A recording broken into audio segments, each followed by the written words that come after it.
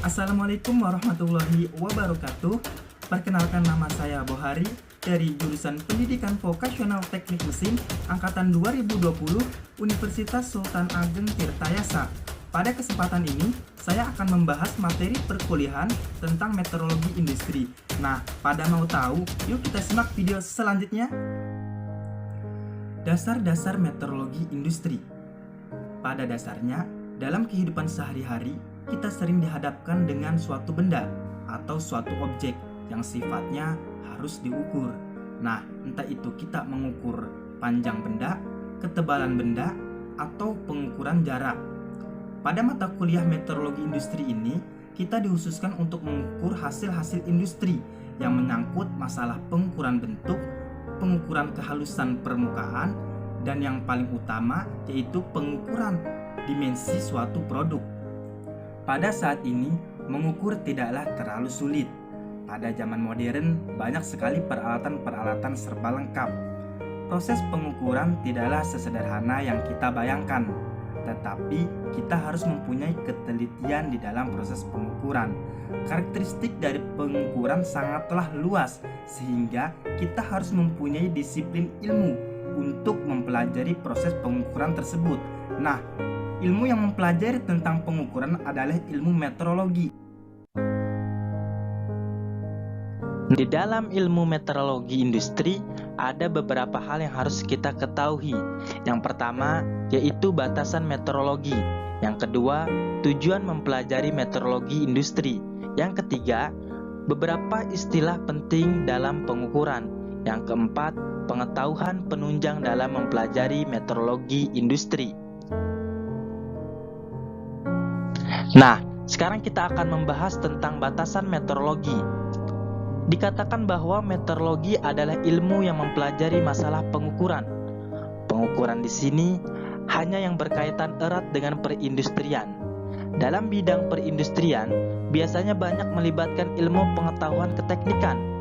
Pengukuran di bidang keteknikan itu tidak hanya menyangkut pengukuran panjang saja, tetapi juga menyangkut pengukuran suara atau bunyi, getaran, tekanan, tegangan, gaya, puntiran, usaha, kecepatan, aliran zat, cair, dan temperatur. Yang kedua, tujuan mempelajari meteorologi industri. Yang pertama, dapat mengelola laboratorium pengukuran baik yang ada di industri maupun di bengkel kerja pada pendidikan keterampilan teknik.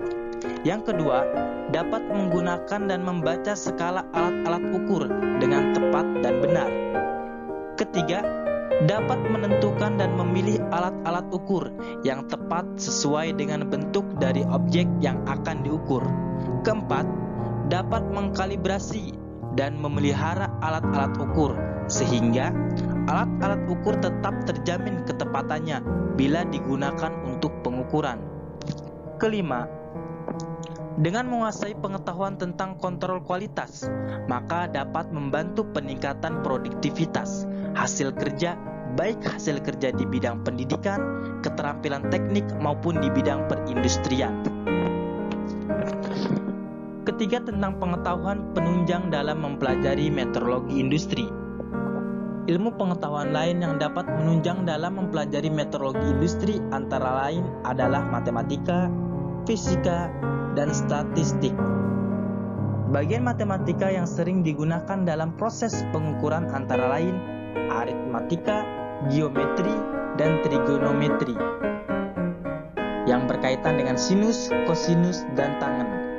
Cabang fisika yang banyak membantu dalam mempelajari meteorologi industri antara lain yaitu mekanika terapan yang mencakup hukum gerakan, lenturan, tekanan, butiran, bentokan, dan momen inersia. Keempat, beberapa istilah penting dalam pengukuran. Yang pertama, ada yang namanya ketelitian. Kedua, ketepatan. Ketiga, ukuran dasar. Keempat, toleransi. Kelima, harga batas. Dan keenam, kelonggaran. Di sini kita akan membahas tentang ketelitian. Kata teliti dalam keteknikan mempunyai dua arti. Yang pertama, teliti yang dikaitkan dengan apakah hasil suatu pengukuran itu persis?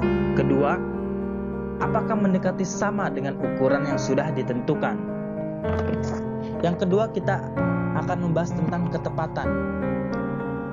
Ketepatan yaitu suatu proses pengukuran yang dimana dapat dikatakan mempunyai ketepatan apabila pengukuran itu dilakukan secara berulang-ulang dan sama, di mana hasil dari masing-masing pengukuran tadi mendekati sama dengan rata-rata dari keseluruhan hasil pengukuran. Ketiga, tentang ukuran dasar. Ukuran dasar merupakan dimensi atau ukuran nominal dari suatu objek. Ukuran yang secara teoritis dianggap tidak mempunyai harga batas ataupun toleransi. Nah, yang keempat kita akan membahas tentang toleransi. Toleransi merupakan perbedaan ukuran dari kedua harga batas yang diizinkan, sehingga dari perbedaan ukuran ini dapat diketahui di mana ukuran dari komponen yang dibuat. Besarnya toleransi merupakan selisih dari ukuran maksimum dan ukuran minimum. Kelima, yaitu harga batas. Harga batas adalah ukuran atau dimensi maksimum dan minimum yang diizinkan dari suatu komponen di atas dan di bawah ukuran besar atau basic size. Pada pembahasan mengenai statistik, dalam meteorologi, harga batas ini akan dibagi menjadi dua, yaitu harga batas atas dan harga batas bawah. Yang keenam yaitu tentang kelonggaran.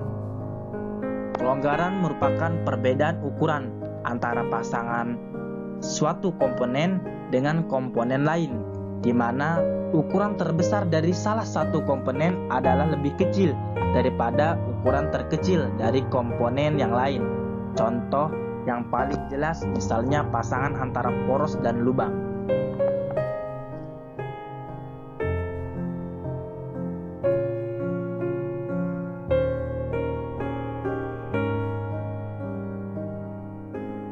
Yaitu tentang pengertian pengukuran. Pengukuran adalah membandingkan suatu besaran dengan besaran standar. Syarat-syarat dari pengukuran yaitu: 1. Besaran standar harus dapat didefinisikan secara fisik. 2. Besaran yang digunakan tidak berubah karena waktu. 3. Besaran dapat digunakan sebagai alat pembanding di mana saja di dunia ini.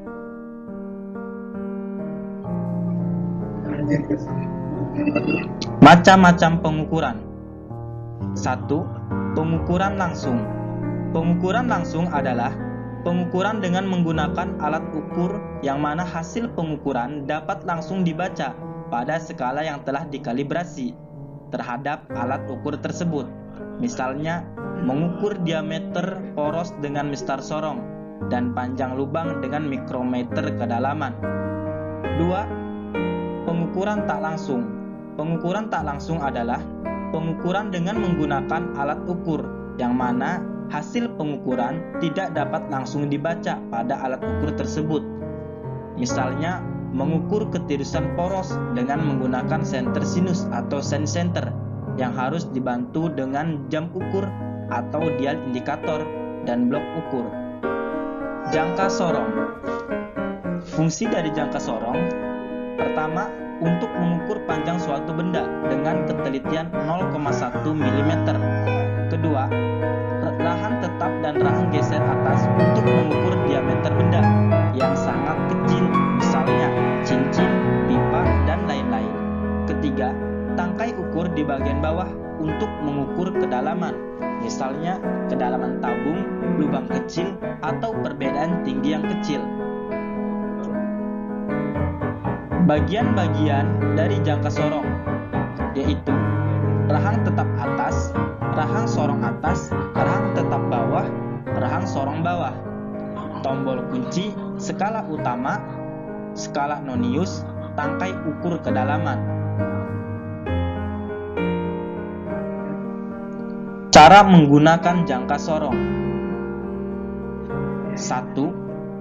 Siapkan objek yang kalian ingin tahu berapa diameternya. Kedua, buka rahang geser jangka sorong ke sebelah kanan untuk memudahkan memasukkan benda yang akan diukur. 3. Geser lagi rahang ke sebelah kiri dengan rapat agar mendapatkan hasil pengukuran yang optimal. 4. Ada dua angka 0 pada jangka sorong di samping. Yang pertama pada skala atas, ujung kiri, yang kedua di baris bawah. 5. Perhatikan garis pertama sebelum angka 0 yang ada di bawah atau skala utama. 6. Perhatikan garis yang berhimpit antara skala atas dan skala bawah atau skala nonius. Cari yang menyambung lurus dengan garis dari skala nonius. 7. Setelah itu, hasil jangka sorong sudah dapat dibaca. Jumlahkan dua angka yang didapat.